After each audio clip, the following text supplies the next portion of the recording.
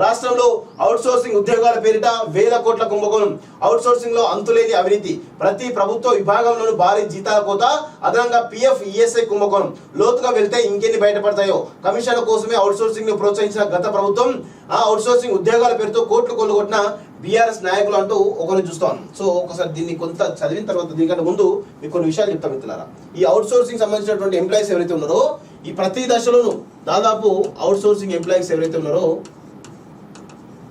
లెక్కకు తెలిసే వీళ్ళు 1,50,000 ఉన్నారు. 1,50,000 కాదు, మనకు ఇంకా లెక్కలైనటువంటి వాళ్ళు ఇంకో 50,000 కలిపితే మొత్తానికైతే 2 లక్షలకు పైగా వీళ్ళు అవుట్ సోర్సింగ్ ఎంప్లాయీస్ ఈరోజు సెక్రటేరియట్ నుంచి ఈరోజు గ్రామ స్థాయి వరకు ప్రతి దగ్గర కూడా ఈ అవుట్ సోర్సింగ్ ఎంప్లాయీస్ ఉంటారు. వీళ్ళకు కొన్ని ఏజెన్సీలు పెట్టి ఆ ఏజెన్సీలు అన్ని కూడా ఈ కల్వకుంట్ల కాలకేయులకు సంబంధించినటువంటి ఏజెన్సీలు ఉంటాయి. వాళ్ళకి సంబంధించిన వాళ్ళే ఈ ఏజెన్సీలను నడిపిస్తూ ఉంటారు.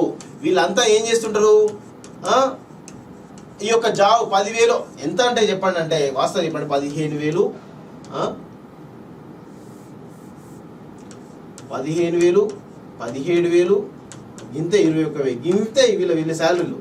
దీని అన్ని కటింగ్ పోను 17,000 వస్తాయి, 15,000 వస్తాయి, వీళ్ళు ఒక 13,000 వస్తాయి. ఇవి వీళ్ళ శాలరీలు. మళ్ళీ వీళ్ళు 10 సంవత్సరాలు 20 సంవత్సరాలు పోటీ వీళ్ళ జాబులు చేస్తా ఉన్నారు. ఈ శాలరీలు పెరిగాయి వాస్తవంగా.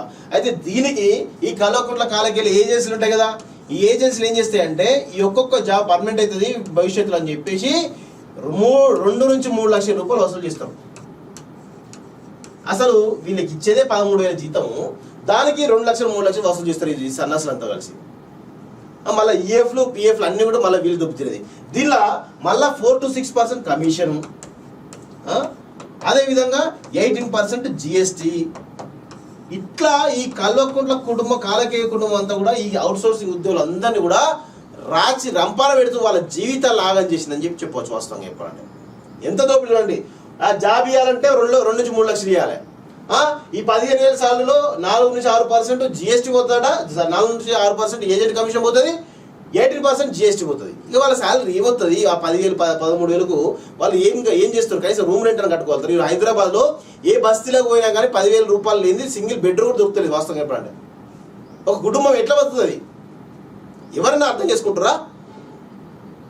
ఇప్పటికైనా రేవంత్ రెడ్డి గారు ఈ ఏజెన్సీ వ్యవస్థ ఏదైతుందో దీన్ని రద్దు చేసి ఒక కార్పొరేషన్ పెట్టి వీళ్ళకందరూ కూడా కనీసం ఈ 4 to 6% కమిషన్ 18% జిఎస్టీ అని తీసేస్తే కనుక కనీసం 15,000 20,000 వస్తాయి వాళ్ళకి. ఆ దిశగా ఇవ్వండి దయచేసి.